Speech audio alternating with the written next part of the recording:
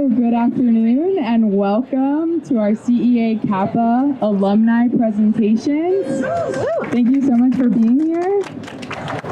My name is Katie Claggett, Student Engagement Coordinator at CEA CAPA. I have the immense pleasure to work for our marketing division and doing a lot of alumni engagement.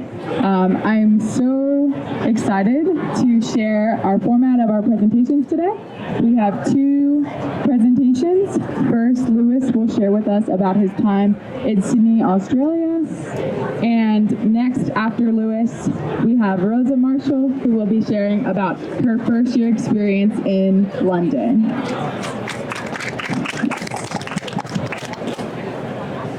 After the two presentations, we will have a Q&A session.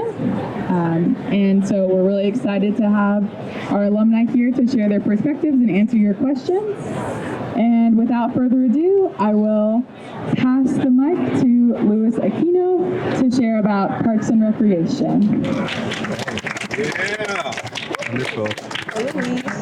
Good afternoon, everyone, and thank you so much for being in attendance today. My name is Louis Jason Aquino, and I am so excited to be here as an alumni ambassador to share about my special time abroad in Sydney, Australia.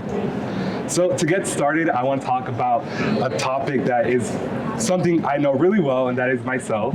So my name is Louis Aquino, and currently I am a master's candidate in agroecology at the University of Wisconsin-Madison. Any Badgers over here on Wisconsin? Yay! We love it.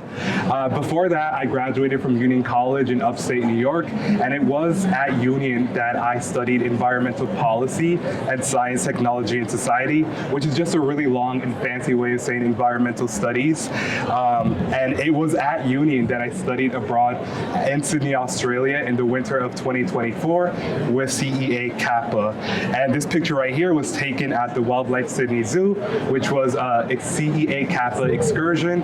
And this is the most I've ever smiled. My face has never hurt as much, but it was so worth it, and I love it. So that is who I am on my LinkedIn profile, but there's more of my story to share, and I am so proud to be here as an alum in partnership with CEA CAPA. And it's my purpose that has brought me to so many amazing places, like here in San Diego with all of you, and I'm so excited to get started.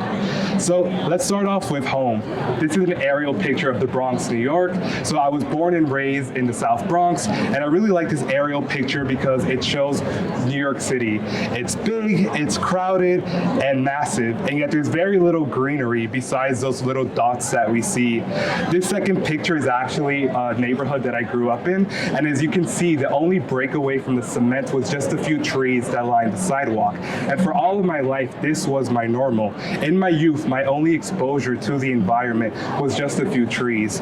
But home is not just a place, it's also a people, as we're learning in this conference that I'm so happy to be part of.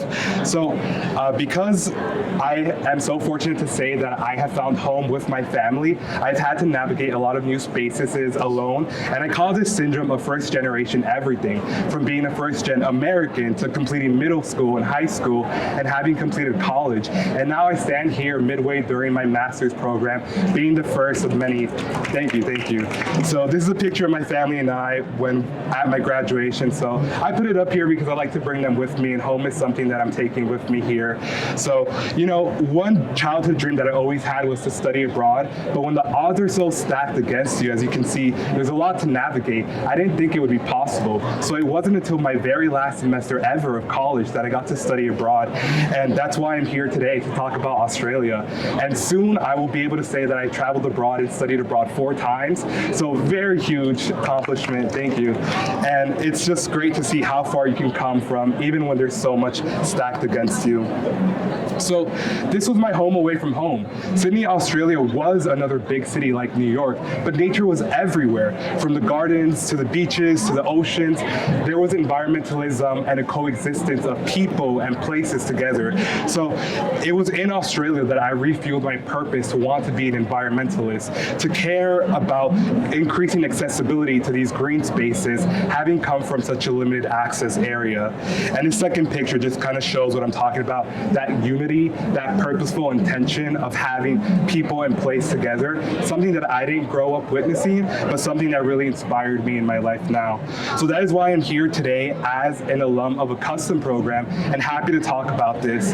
So those who may be a little bit unfamiliar, a custom program is a joint collaboration between CEA CAPA and that university where together they partner and create a semester that is unique to only their students. So it's a really great program. I was part of a custom program with Union College. Union is a little different, where we have 3 trimesters, where we take 3 semesters a year, where we take 3 classes for 10 weeks. In Australia, we were able to replicate that with CEA CAPA. So that's what makes my experience a little bit more unique compared to a traditional study abroad.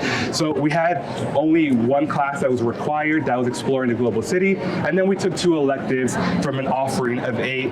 You students could also take an internship, and then they would only have to take 2 other classes. So that's still a possibility in a custom program. So all the classes were taught at the Sydney Study Center by adjunct professors, and I thought that was really wonderful to learn from such a wide variety and breadth of experts who are distinguished from their own university and disciplines. So really wonderful, and there's only Union students in my classes. I cannot go any further without mentioning how integral community is to CEA CAPA. Other alumni presenters will discuss this later on, but community is so essential, and I'm so glad to see everyone here today. This is the CEA CAPA community. I also want to give a quick shout out to Daniel Cunningham right here, who is the Sydney Study Director. I want to give him and the entire Sydney Study team a big round warm of applause. Let's go. Thank you. They're super wonderful, and I'm going to discuss why. But Daniel, please tell Fiona, Dr. Miller, and I just how amazing and terrific they are. Really happy that I got to experience Sydney with them. So community could have been difficult as being part of a custom program. You are very limited to just your university in that cohort, but that was not the case in my situation. I found a lot of community everywhere, from the study center, which accepted all students, regardless of their identity, affiliation, university, program. It was a welcoming space for everyone to come together. And one of the great things that I loved was professional development, and that was Aya's coffee and career hours that she hosted weekly. And in those we discussed like really cool topics such as building a digital footprint, using LinkedIn. And one of my favorite sessions that I joined was Go Mapping, where we all just sat around the table and said what we wanted our long-term careers and aspirations to be. And it was such a wonderful moment to hear from such a variety of all across the United States what they want and really manifest that. So I found community in the study center. I also found community in my housing. I was one of 8 roommates, which was a lot. We're all pictured here. It was fun, it was wild, but it was super great. I hadn't met any of them before. 4 of us were Union students, and the other 4 each came from a unique and individual university. But it was exciting to basically co-live with new friends. So I found a lot of community to sum that up. So far, I have been telling you what a CEA CAPA study abroad is in Sydney, but my journey was a little bit more individualized, and that is why I'm here to get to the fun stuff about my time. So from the very beginning, I felt an immense mutual respect and trust between me, the faculty, and the staff. From the very first day, it was amazing. And I had this big and crazy dream that, I'm in Australia, and prior to this, I had never solo traveled before. I'd always gone with family or friends, very structured, but I wanted to take a new challenge where I would go and backpack by myself. And it was a crazy idea, and I didn't know if it would happen, but I actually got really close to achieving that. And so I confided to the study team, the study center, how I wanted to go and backpack all of Australia. And they were very supportive of this. They wanted me to learn outside of the classroom. So they were gracious with deadlines and assignments because they knew that what I was going to learn outside of the classroom, I could incorporate into my own work and my own lifetime career. So really happy about that. And it's because of the study center that I was able to expand my borders beyond Sydney to go to nearly every corner of Australia, from the mountains of Tasmania to the deserts of Perth, or even the Great Barrier Reef. All along of my journeys, I witnessed agricultural and environmental issues and solutions, and that really inspired my own actions. And it is because of this experience that I stand here now as a graduate student, having just completed my first year of my master's in agroecology agroecology. For those who may be a little bit unfamiliar, because it was also a new term for me, it's basically sustainable farming with a social justice emphasis. And so it is because of this that I am now in the next few weeks going to Puerto Rico, where I will be helping grassroots organizations and learning about building food sovereignty and independence for them, and really taking in this experience in Australia, that confidence that I gained to go out there to a place I've never been, but having that confidence, and that goes such a long way. So I'm really happy, and that's where I will be in the next few weeks. And speaking of the future and sustainability, I want to take a quick moment to congratulate CEA CAPA to signing on to the CANI Accord. To those who are familiar or not yet, it is a coalition of travel abroad agencies and organizations that are committed voluntarily to reducing their carbon footprint by following the latest science and procedures. So entirely voluntary, and I think it's such a wonderful stride for us together. So it was really great. Can we get a round of applause for that? Thank you, guys are amazing. But I also want to say CEA CAPA this isn't their first rodeo. They've been working on sustainability for a while now, and one of their SLDOs, which are Student and Leadership Development Objectives, is sustainability and migration, which empowers students to consider a sustainable lens in their travel abroad and consider environmentalism and their host country's relationship to it. So that's exactly what I did, but it wasn't intentional. It was just something I stumbled upon, and it was because of the support from the staff and the study center that I was able to do this naturally, and that's what I'm here to talk about now. So as I was traveling Australia, I started what I called the Great Challenge, and it was very simple. Every day I wanted to explore a new natural site, which would be something like a park or a beach, something scenic. And the second part of that is to write a poem, because I also love creativity and literature. So this was a moment for me to either write about that park or that experience, or the highs and lows of traveling abroad, because it's very difficult and new. So it almost became a keepsake, a memory, a diary of all the amazing experiences that I had. So with that challenge set in mind, I traveled the continent philosophizing what wilderness and people's experiences meant together. And, it seems pretty simple, only 2 rules. How could I possibly mess that up? Well, I failed. I couldn't write every single day, but I did write some of my best and favorite works, dozens of them, really exploring all of these ideas. So I titled all of those poems Parks and Recreations, which is named after a sitcom that I watched as a kid, and it's one of my favorites that got me interested in public service and environmentalism, so it's an homage to that. Would you guys like to hear some of those poems? Yeah. Yay, fun stuff. All right, to preface, this poem was written the night before I flew out to Australia, so I'm still in New York. I'm scared. I'm about to travel across the world. I'm nervous. I can't sleep, so I call it midnight dread, because I'm just up with all of these thoughts, 1,000,001. And one thing that I always heard whenever I told people I was going to Australia is love is in the air. Whether it was a sister's, best friend's, cousin's, uncle, they all found their soulmate in Australia. And so many people told me this. So I wondered, am I gonna find love in Australia? I didn't, but I got a good poem out of it. So I'll read it now. Oh, to be loved in foreign seas, drifting by unseen currents, marooned into lost shores. I'll dabble once more, tread your waters lightly, bathe off yesterday's remorse. Tomorrow I might step boldly into headfirst to a strange embrace, quickening its dagger deeper. I'll fall into it all and all and all, waiting in quicksand. Maybe someone special awaits me below this land. I'll come back in a few months, fill out empty lines, free of wants and hope. Thank you. The second poem, as you can see, was written on my 4th day, so I'm not that creative. It's titled Day 4, and this was the moment when I realized this is a great challenge. I was at a park, and I'm so sad I didn't bring it, but CEA CAPA gave us a little notepad, and that's where I wrote all of my poems. So I'm in this little park, hunched over, just writing this story, and it comes to me. This is what I want to do with my time in Australia. So I'll read it now. Day 4. Time is a distant relative I don't know too well, but hope to inherit her wealth.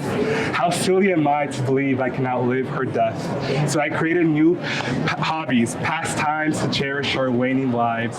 Every day, rain or shine, I'll find a new park. Silver pellets can burst apart this tin heart, or sun smolder away this structured mess. But I'll persist and exist each night, reminding time my life has just begun. Thank you. So again, it was gonna be difficult and it was gonna be a challenge, but regardless, the clock was ticking and I wanted to make the most of it. So this is what this embodies, the start of a great adventure. This picture was also in Hobart, Tasmania, which was my favorite city in Australia, and in a few years, I'd love to go back and live there. So love that. This is titled Sydney, Australia. This should be flipped over, technical errors, but this was written after I got back to New York, and I was trying to make sense of what this journey was. It was big, it was exciting, but what did it mean? And so I'll read it now. Sydney, Australia. I hastily jotted down tales of wonder, stories on flailing, torn up sheets of a time wandering underneath. I stuffed away allegories, illegal cargo of a life unfit for my kind.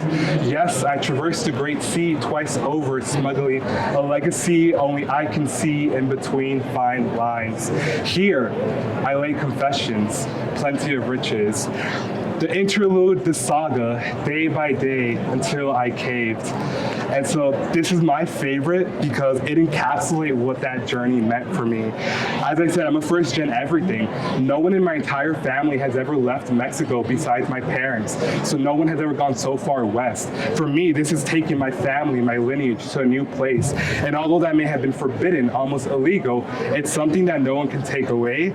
So this is all the story. These are my riches. And although I caved and I failed to write every single day, I got something, a legacy that no one else can ever take away from me or my family.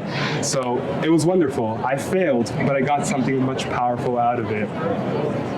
In conclusion, and thank you for bearing with me, I want to say that it's in my opinion that the unofficial CEA CAPA motto is that customized mentorship and support can empower a student's lifelong passions and creativities. It is now that I stand here, soon to travel to my fourth study abroad, that I'm more confident to travel and navigate a foreign landscape, because in Australia, I was confident enough and brave enough to learn outside four walls. And that would not have been possible without the encouragement of the faculty and staff in the study center. That's why I appreciate them so much.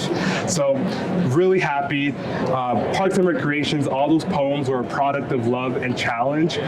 Maybe future students may not write a poetry collection, but they may have other passions, other interests, and research inquiries. And it is because of this individual support that I felt and that I know CEA CAPA offers to other students that I know these fellow students will have amazing outcomes and stories to tell.